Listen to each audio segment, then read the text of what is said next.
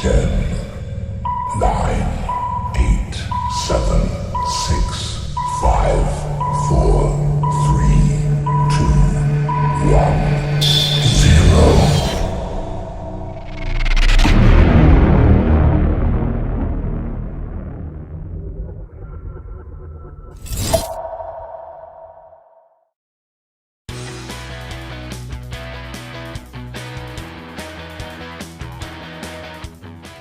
My name is Adam Gallegos. I'm a firefighter paramedic with the Castle Rock Fire and Rescue Department. Today we're going to be going over rapid extrication scenario. First and foremost, we want to make sure that we have our BSI on, gloves, eyewear. You can wear these into the scenario or you can also verbalize. First, we're going to apply the collar. Prior to doing that, we're going to have my partner Joey maintain inline manual stabilization. He's going to ensure that there's neutral alignment of the spine. If he needs to open the airway or adjust the airway, he's going to use the jaw thrust maneuver. And we'll instruct one of our other responders to check the patient's sensory, circulation, and motor. So Joey's going to size the collar. In order to do that, he's going to, again, maintain neutral position of the spine. He's going to ensure that the ears are in line with the shoulders and the eyes are 90 degrees to the torso. Joey's going to measure from the bottom of the chin to the top of the shoulder, using his fingers for the width. He'll preform the collar prior to putting it on, ensuring there's a natural bend to the collar. Slide the collar along the chest and then slide the back of the collar behind the posterior part of the patient's neck. He'll attach the strap, and if this collar is fitting appropriately, the chin cup will fit snugly against the bottom of the patient's chin. Now we're going to perform the actual extrication. Rescuer 1, Joey in the back here, is going to maintain manual stabilization of the spine. Rescuers 2 and 3, Jay and Lieutenant Richardson, are going to support the patient's hips as we move him, and Rescuer 4, Nate, is going to maintain control of the head of the spine board. In a streamlined movement, Joey's going to call the commands, and we're going to make one movement to move the patient towards the doorway. Whenever you're ready. 1, 2, 3. Joey's going to hand off manual stabilization to Lieutenant Richardson. They're going to be very careful to keep him in line without a lot of movement. Now Lieutenant Richardson will call the commands to move the patient so that he's properly placed on the spine board. On 3. 1, 2, 3. And we'll make one more movement. 1, 2, 3. Now that the patient is positioned correctly, we'll reassess his circulation, sensory, and motor. Move him safely to the ground.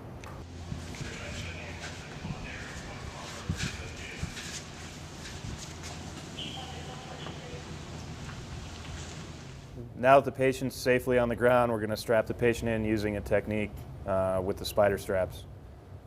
These are designed for patients that are 5 foot and above. We're going to start with the V of the spider straps over the sternum. We'll go ahead and secure those to the board.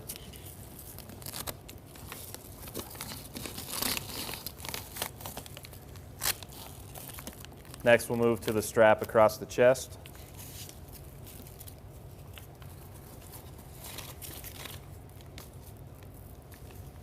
The next strap will go across the patient's pelvis.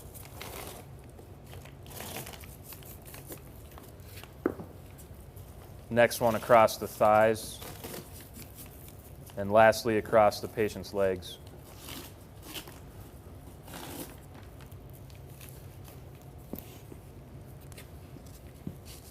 Now we'll secure the patient's head using head blocks and straps.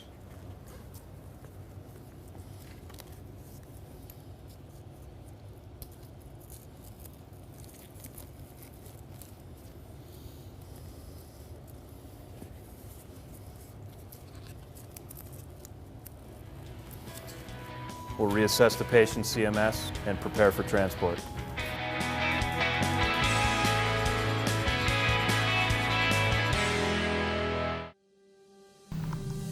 Let's have rapid extrication.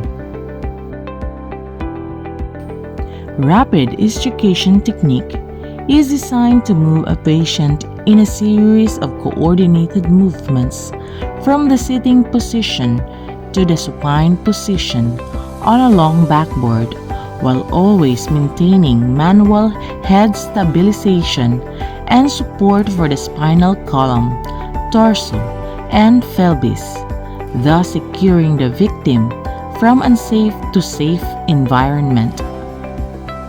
Extrication. This is the removal from entrapment or from a dangerous situation. That is extrication. While entrapment is the term used when a person is caught within a closed area with no way out. Indication for the use of rapid extrication are the following. The scene is unsafe. Unstable patient condition warrants immediate movement and transport. Patient blocks you from assessing another, more serious patient. Mechanism of injury are the following. Ejection from a vehicle. A death in the passenger compartment. A fall greater than 20 feet. Vehicular rollover. High-speed vehicle collision. We have also medium-speed vehicle collision, vehicle pedestrian collision, motorcycle accident, bicycle collision, unresponsiveness, altered and mental status, hidden injuries from seatbelt, airbags, and others. So after we will learn the different mechanism of injury, we have now the 10 fundamentals of extrication. We have your primary concern is safety, and also we have preparation. We have also en route to the scene and arrival and scene size up, and also the hazard control. As to continue with the 10 fundamentals of extrication, we have support operations, gaining access. We have also emergency care, removal of the patient, transfer of the patient, and the last one is termination. So let's proceed now in the 10 fundamental extrication. The first one is your primary concern is safety, not just by others, but for yourself. Remember, safety is the most priority. Your primary rules are two. We have the first one, provide emergency medical care. At the scene, you must provide immediate emergency medical care. And also the second one, as your primary rules, we have prevent further injury to the patient. Example, you arrive in the scene, you must not give a further injury to your patient. That's why you must learn safe, rapid extrication. After knowing your primary rules, so now you may provide care as extrication goes on around you. So now let's proceed to the second of the 10 fundamentals of extrication. That is what we call preparation. Preparing for incidents requiring extrication involves training for the various types of rescue situations your team may face. In short, your team must be ready for the different rescue situations that may come along your way. Then, we have also rescue personnel must routinely check the extrication tools and the response vehicle.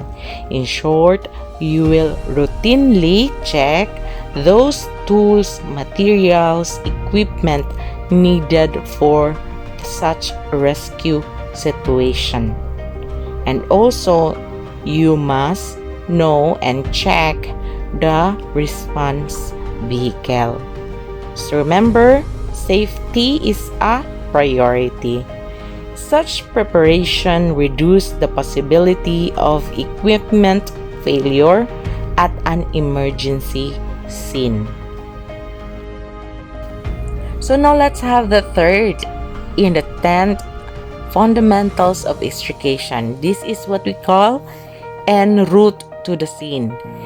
In short, the scene size up and the preparation for arrival, that is en route to the scene. Okay, let's proceed now to the fourth of the 10 fundamentals of extrication. This is what we call arrival and scene size up. Position the unit at a safe location upon arrival. Remember, safety is priority. Make sure the scene is properly marked and protected. Look for passing cars before exiting your vehicle. Size up is the ongoing process of information gathering and scene evaluation to determine appropriate strategies and tactics to manage an emergency. In short, upon going to this scene, now you will have your safety, then park well, then properly mark and protect the area, then scene size up. In short, you will evaluate the scene, then you will gather different information that you needed and determine what are those different strategies that needed in such emergency situation. Okay, under the arrival and scene size up, situational awareness is the ability to recognize any possible issues and proactively act proactively to avoid a negative impact. In short, in this situation, as you go along with the scene, you must know how to recognize any potential problems that may come in your way and act proactively to avoid more damage or more injury in your situation. So now, under still in the arrival and scene size up, you can evaluate the hazards and determine number of patients by doing 360 degrees walk around of the scene. So what you have to look for are the following: mechanism of injury, downed electrical lines, leaking fuels or fluids, smoke or fire, broken glass, trapped or ejected patients. So after you have done those things, you will now evaluate the need for additional resources such as extrication equipment, fire suppression, law enforcement. So you may now call some personnel under law enforcement team to help you. Hazmat unit, if there is presence of hazardous materials. Utility companies. ALS unit. Aeromedical transport. So if there's a need on that, you may now have the additional resources. So under still in the arrival and scene size up, we have to coordinate your efforts with rescue teams and law enforcement. The rescue team is responsible for properly securing and stabilizing the vehicle, providing safe entrance and access to the patients, extricating any patient, ensuring the patients are properly protected during extrication or other rescue activities, providing adequate rooms so the patient can be removed properly.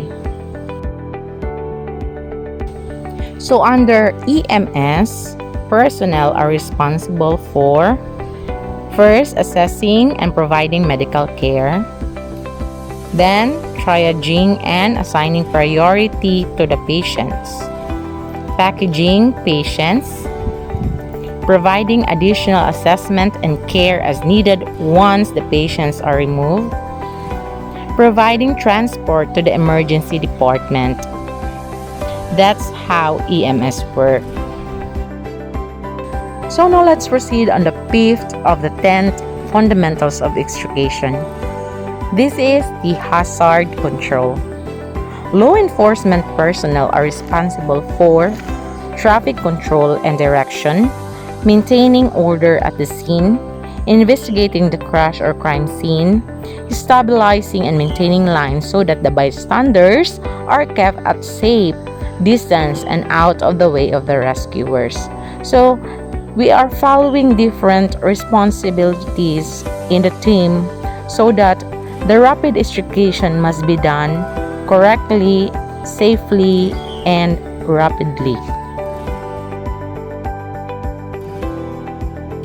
So on the hazard control, for the firefighters, they are responsible for extinguishing any fire, preventing additional ignition that may cause fire, ensuring scene safety, and removing any spilled fuel. Still under the hazard control, down electrical lines are a common hazard at vehicle crash scenes. Never attempt to move down electrical lines.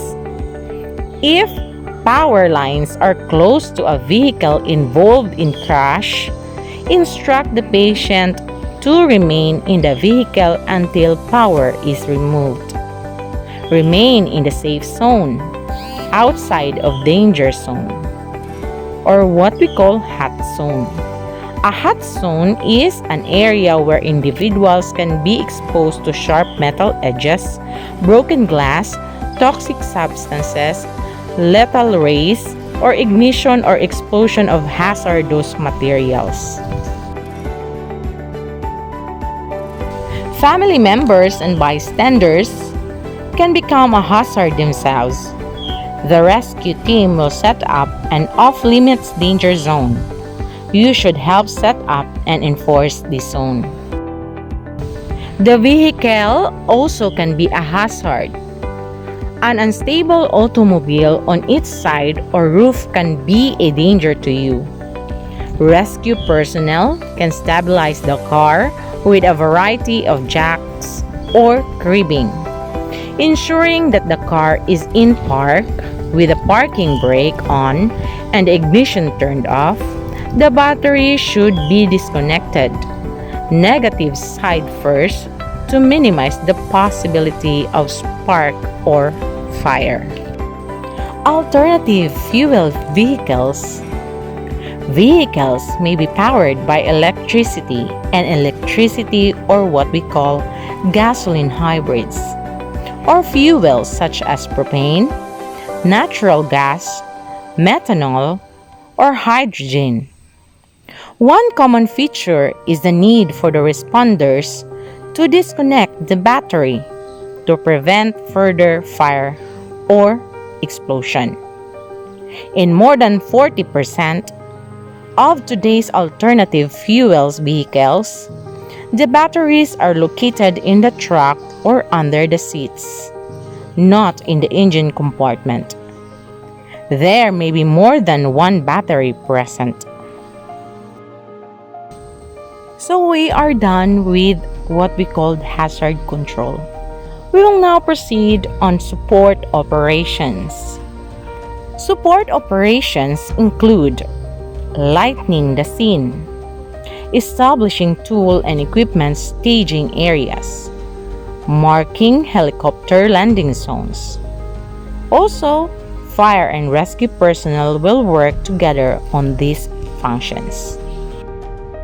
Support operations includes as the following: lighting the scene, establishing tool and equipment staging areas, and marking helicopter landing zone. This is important in your support of the operations. Gaining access. So we will now proceed with the gaining access. Gaining access to the patient is a critical phase of extrication. So you have to make sure that the vehicle is stable and hazards are controlled. Check with the rescue leader and enter the scene only after the conditions are met. The exact way to gain access to the patient depends on the situation. It is up to you to identify the safest, most efficient way to gain access. If there are multiple patients, you should locate and rapidly triage each patient to determine who needs an urgent care. Understand in gaining access. To determine the exact location and position of the patient, consider the following questions. Is the patient in a vehicle or in some other structure? Is the vehicle or structure severely damaged? What hazards exist that pose a risk to the patient and the rescuers? In what position is the vehicle? On what type of surface? Is the vehicle stable or is it apt to roll or tip? Understand in gaining access. As the patient's condition change, you may have to change your course of action. Do not try to access the patient until you are sure that the vehicle is stable and that hazards have been identified and rendered safe. Rapid vehicle extrication may be needed to quickly remove a patient who needs cardiopulmonary resuscitation. A cardiopulmonary resuscitation is not effective if the patient is sitting upright or is lying on a soft car seat. In rapid vehicle extrication, you and your team may have to move a patient from inside of a vehicle to a supine position on a long backboard. Use the rapid extrication technique only as a last resort. While you are gaining access to the patient and during extrication, you must make sure that the patient remains safe. Always talk to the patient and explain the steps you are taking. All EMS personnel should wear proper protective gear. A heavy non-flammable blanket can be used to protect the patient or EMS personnel from flying glass or other object. A long backboard may also be used as a shield. Try to keep heat, noise, and force to minimum. We have also a simple access.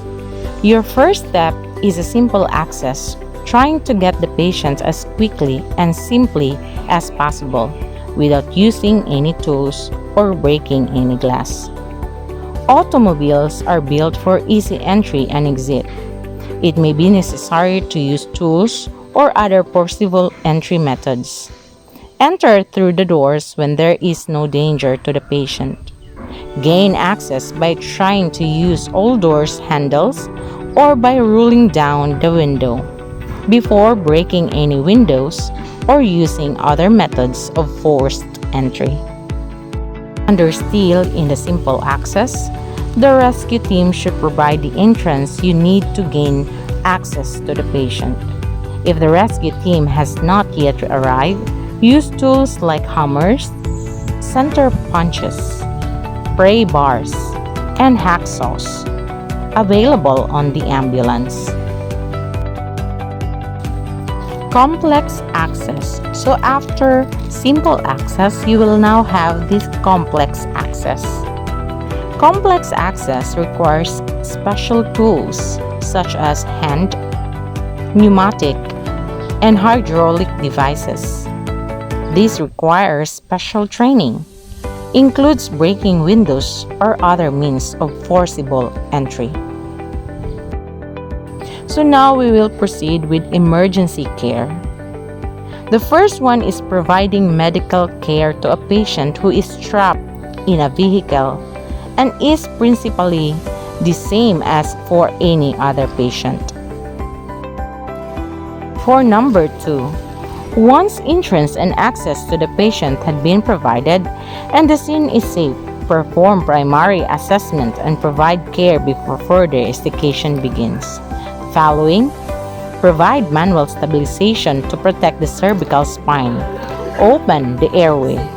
Provide high-flow oxygen.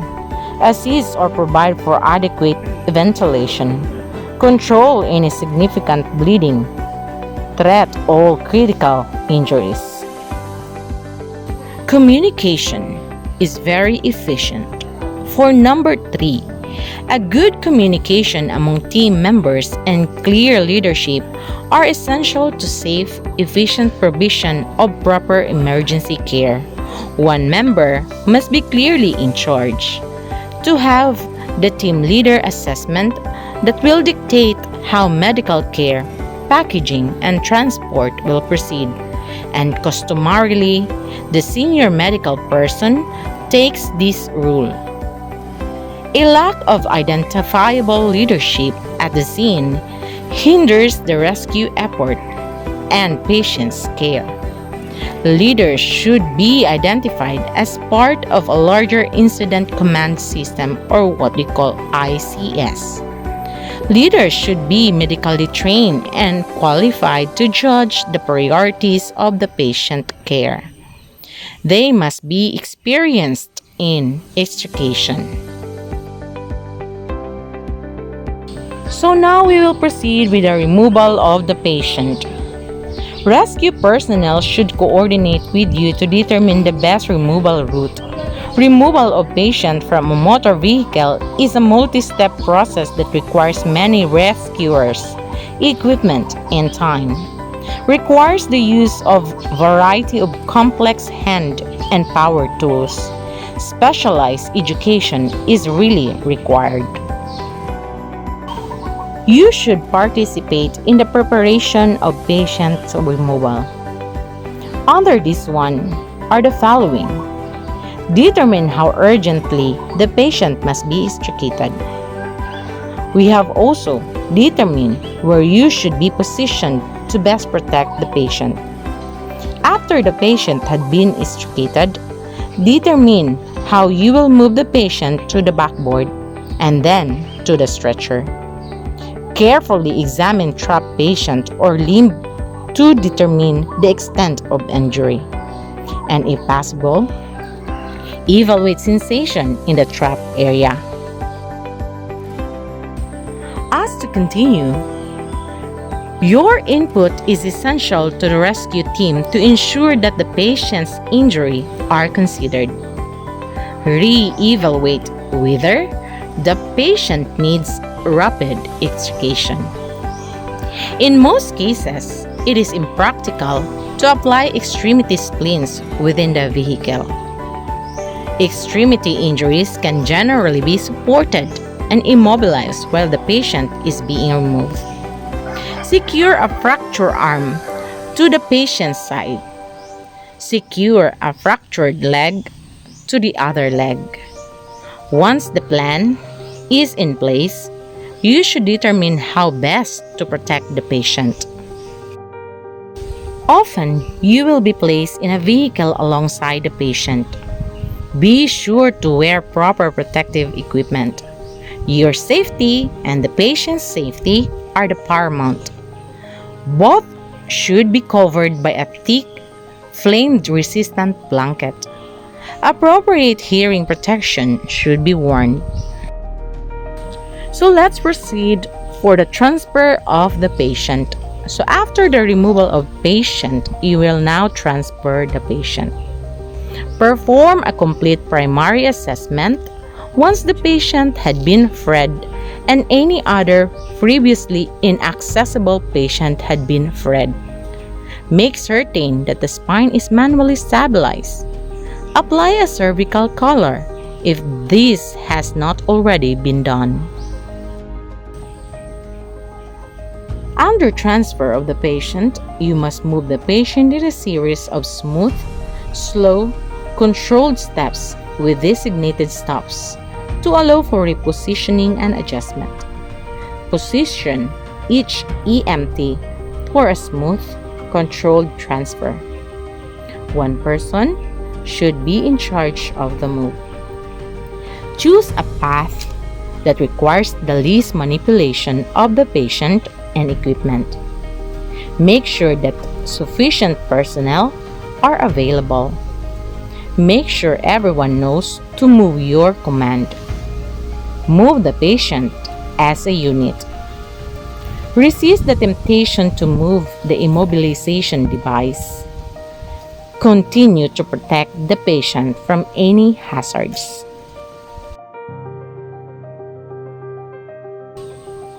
Understill on transfer of patient. Once the patient had been placed on the stretcher, continue with an additional assessment and treatment that was deferred. And the last one is the termination. Termination involves returning emergency unit to service. All equipment used on the scene must be checked before reloading them on the apparatus. Check and clean the ambulance thoroughly, replacing used supplies. Rescue and medical units are required to complete all necessary reports. For further questions about rapid extrication, you may ask shortly.